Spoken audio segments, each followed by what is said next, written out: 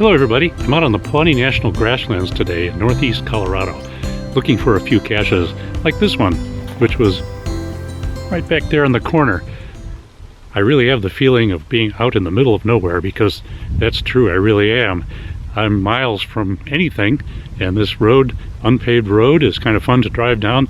Very dusty, you should see the car. Anyway, I'll go put this cache back. Gonna find a whole bunch of caches today, and also visit an interesting little town called Grover, Colorado, where there is an old train station. There are many of these interpretive signs about different types of birds out here, because this is a great area for birding. In this case, it's a burrowing owl. Can't say that I see any. I can see the mountains in the far distance here, but a little closer is a geocache. As I circle around, I don't see a tree anywhere.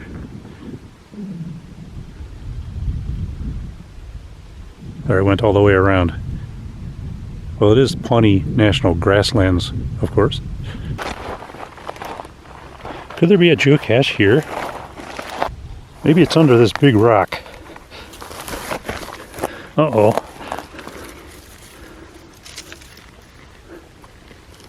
Huh. There we go. It's a little smushed by the big rock.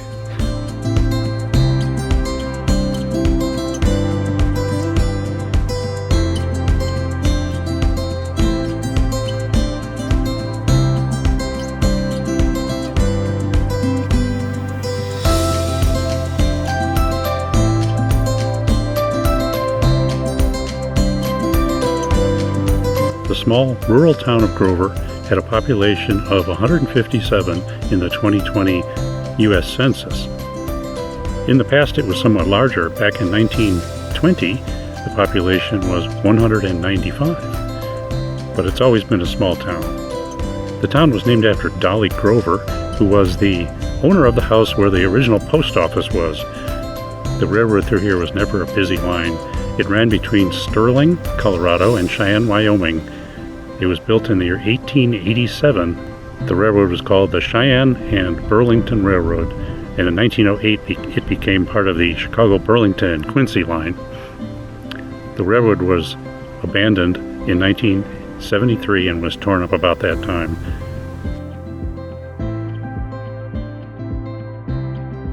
Here is the Grover Depot, built in 1888, the sign says. The railroad came through in 1887. It's in pretty decent shape for being so old.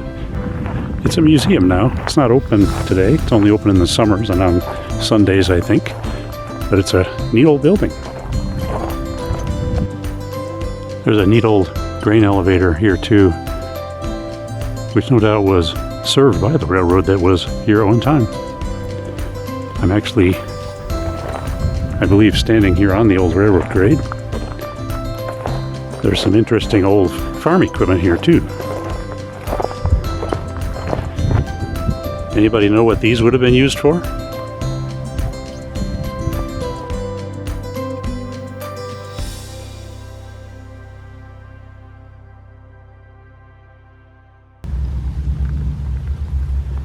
I suspect the 87 right there refers to when this rail was made in 1887. NCRM Company Steel. The railroad built a station about every 10 miles along this railroad, and the next one to the southeast is Kyoto, and there isn't much really here. They do have a nice water tower. There's a few caches here in town too, like this one. They've been here a while. See how dirty this one is, but it's in good shape. Most of the caches out here are at the base of signposts, like this one here, or telephone poles. Here's another signpost with, I believe, a cache under a rock. Careful of the cactus.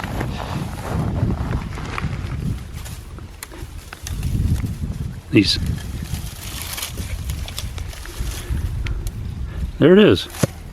This road I'm standing in the middle of follows the railroad grade, which you can make out very clearly alongside the road on this side. That nice raised railroad grade goes for miles and miles. Nice fence line, lots of posts, and a nice geocache right there. Another stop along this dusty road. And I believe it's going to be at the base of one of these posts here. Maybe that one, maybe this one. No. Oh, there it is right there.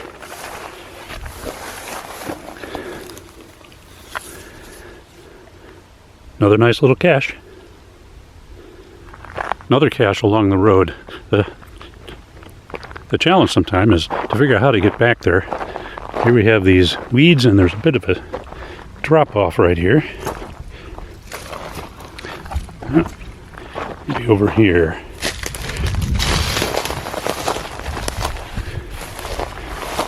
It's pointing at this post over here. And sure enough, there's a rock with a cache under it.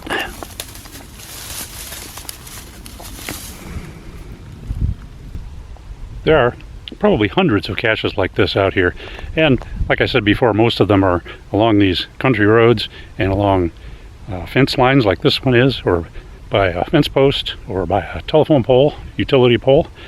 I'm not going to find all of those today, of course. This would take many days to do, nor am I going to show you all of the ones I do find on this video. This location is interesting because there's some fracking tanks nearby, and there's also a geocache right down under this rock.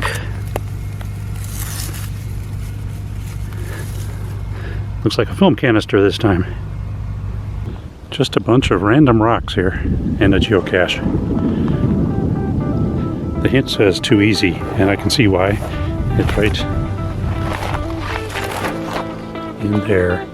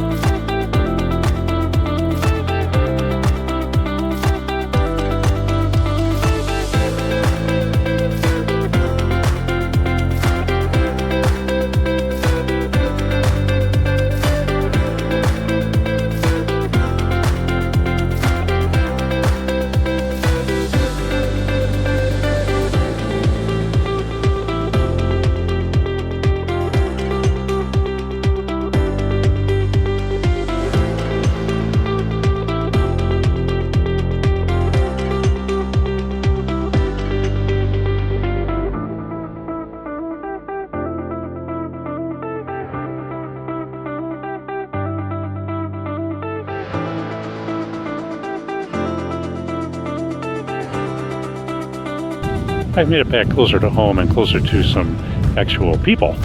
There was hardly anyone to be seen out where I was, and I'm in the little town of Ault, A-U-L-T. The sign in town says, a unique little town, and sure enough it is. And there is a cache here in the cemetery. Looks like it's right here.